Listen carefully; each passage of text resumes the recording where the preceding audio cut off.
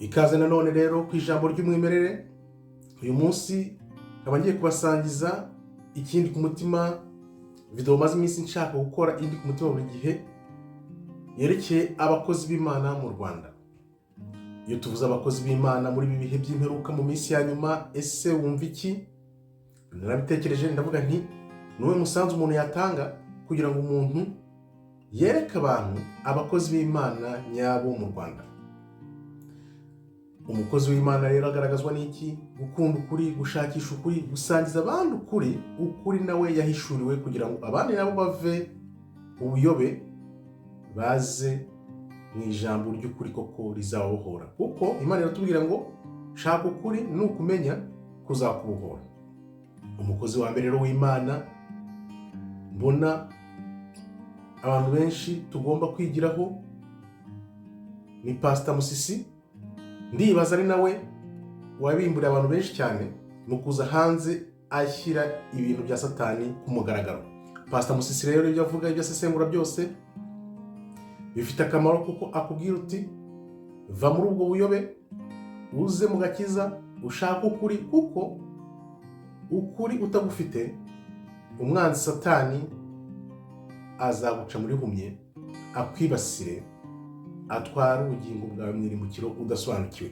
Pastor Musisi rero ibyo avuga, ibyo aba yasesenguye, ibyo ashakisha, ibyo azi, ibyo yamenye, aho abikura, uko abivuga, ni umuntu wo gukurikira ukareba ko nawe washaka ukuri ukajya mu kuri. Undi mukozi w'Imana rero mvuga nti abantu bagomba kwigiraho cyane bagakurikira nawe bakareba ibyo avuga ni Patrick Kamanzi. Ibyo avuga, umuhate, ishyaka akorana koko kugira ngo ubwami bw'Imana buze ukuri kujye hanze. Patrick Kamanzi nawe ni umuntu abantu bagomba kwigiraho bakareba koko gukunda ukuri, gushaka ukuri, gukorera Imana koko by'ukuri bivuze iki, ni abantu ugomba kubireberaho.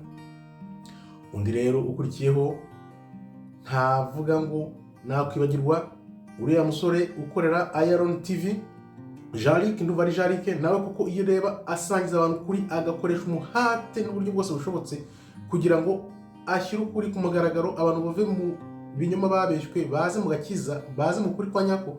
Nawe n'umuntu umuntu atakibagirwa. Undi rero navuga nanone nawe ugira ishyaka n'umuhate mu kubwira abantu kuri, mu gukundisha abantu kuri, ni Bosco uriya wa The Book. Nawe arashakisha, agashakisha ahantu henshi hashoboka kugira ngo amenye ukuri, anyote ukuri, kugira ngo azane abantu mu kuri. Urumva ko iyo umuntu ashaka kumenya ukuri akagusangiza abantu, uwo muntu abakorera ubwami bw'Imana. Undi mushya nabonye n'uwo bita Pike nubwo abona atabyinjiramo cyane ibintu by'Imana, ariko ubona ko ashaka kubwira abantu ukuri abantu bahishwe, kugira ngo bave mu binyoma mwiyoza bwonko abantu bakorewe, noneho baze mu kuri nyakuri.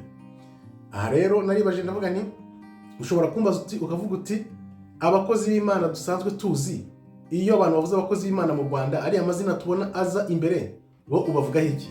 Nanjye ibyo nabibajije Imana, ndabaza Imana, aba bantu bimeze gute? Imana yarambwiye iti aba bantu bandekere kubera iki?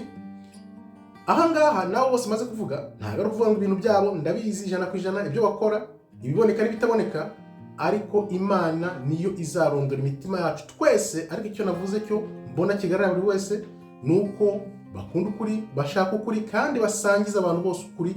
Ibyo rero nibyo bishimisha Imana, kuba abantu bashaka kuba abanyakuri.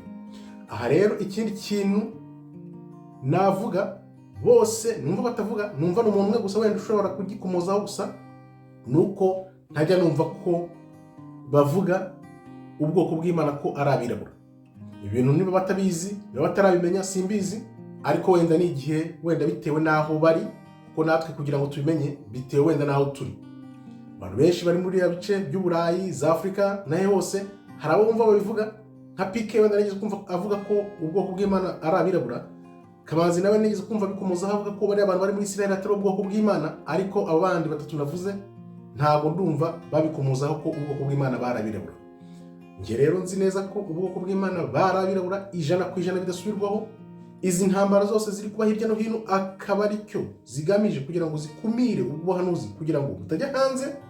Nkaba mvuga nti niyo mwakurikira abantu navuze, ariko namwe mushakishe murebe koko ubwoko bw'Imana yaba Yuda bari abirabura bari muri Amerika n'ubwoko 10 bwaburiye muri Afrika arizo za nkoni ebyiri zivugwa mu gitabo cya Ezekiel zizaza hamwe mu kuboko kw'Imana zigakora inkoni iyo imwe, tukongera tukajya hamwe nk'ubwoko bw'Imana, aho kuvuga ngo ubwoko bw'Imana bwarazimiye.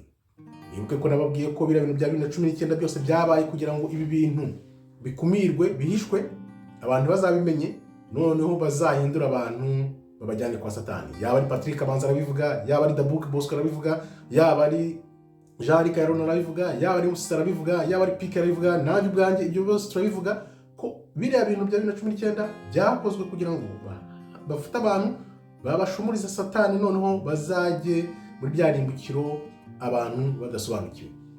Abagirani rero niba nkubwiye abakozi b'Imana wari usanzwe ubazi, ukabona ibyo bavuga ukabiseka cyangwa se ukabikwena, igihe ni iki, kanguka, kuko ibije bizatungura benshi kandi benshi bazisanga barakurikiye Satani batabizi. Nkaba nkubwiye nti rero niba wumva ukunda Imana koko, ibaze mu mutima wawe, uri hano kubera iki, ibiba byose biri kuba kubera iki, utangire ushakishe nawe ubwawe, ushakishe nuko twese twabijemo, umenye ukuri kwa kuri kuzakubatura. Kandi nzi neza ko aba bakozi mvuze ijambo ry'Imana, ukuri kw'Imana, bagusangiza abantu ku bwinshi, bitanga uko bashoboye. Ariko nkarangiza avuga ni bantu bakozi b'Imana, nubwo nabavuze, nubwo abantu bose bagiye kubamenya, ntituzabe nka Petero. Ibihe by'igerageza nibiza, ibihe nyabyo byo kugerageza imitima yacu n'ukuri kwacu nibiza, ntituzabe nka Petero ubwo yihakanaga Yesu. Wa munsi nugera, tuzagume ku maguru yacu yombi, dukunde kwa kuri, twemere no kuba twagupfira niba koko bizanabaho, ariko tugume mu kuri, tuvuge tuti Mana wadukuye, ukuri waduhaye, reka tugume tugusangiza abantu, kuko byanze bikunze ukuri kugomba kugaragara kugira ngo ubwami bwawe buze, noneho tuzana abantu mu kuri no mu bwami bwawe kugira ngo benshi bazacike ya nkota y'umubisha, umwami w'umwaga ugiye kwimika, ushaka kuzayoboresha isi yose ikinyoma kugira ngo azajyane abantu mu irimbukiro. Ngaho nguko rero abo ni bo bakozi b'Imana mbashije kugusangiza. Niba nawe hari abandi uzi ubona koko bashaka ukuri, bakunda ukuri, bakundisha abantu ukuri, basangiza abantu ukuri ku bwinshi, batugezeho. Hari n'abandi ushobora gusanga nzi wenda nibagiwe, ariko tubwira uti uyu ni umukozi w'Imana bitewe n'ibi kuko akunda ukuri. Ikintu cya mbere umukozi w'Imana ngiye mbona agenderaho nuko agomba gukunda ukuri, agashyira ukuri imbere, atitaye ku by'isi n'imitungo n'ibintu byose byo kwigizaho ibintu. Abo ngabo ngewe ntawe nkora nabo. Ngewe nshaka umuntu ushaka ukuri, ukunda ukuri, ukundisha abantu ukuri, kugira ngo dukorere ubwami bw'ijuru, dukorere Imana aho gukorera isi no gukorera ku bwoba cyangwa se mu binyoma byokamye iyi si. Ngaho nguko rero tugeze aho abantu nawe nimba bumva bazi, noneho turebe ubutaha wenda tuzabakoreho sesengura, tubaganireho kugira ngo turebe koko nabo bakorera Imana bya nyabyo, atari byo kuvuga ngo ni bya bindi mpemuke ndamuke. Murakoze rero, abo ni bakozi b'Imana bagejejeho. Aho ubutaha tuzaganira tureba aho ibintu bigana, nkuko tuba twarabibabwiye. Nubwo tuzi neza ko ntabwo turi abahanuzi, ntabwo tuziyita abahanuzi, tuziyita abakozi b'Imana, abasangiza abantu ubutumwa n'ukuri, aho kwita abahanuzi. Ntuziyite umuhanuzi n'Imana itarakuvugishije, kuko akari kera twese tuzagaragara. Murakoze rero, Imana ikomeze ibarinde. Shalom, shalom, shalom. Tuda haba, tov meyod.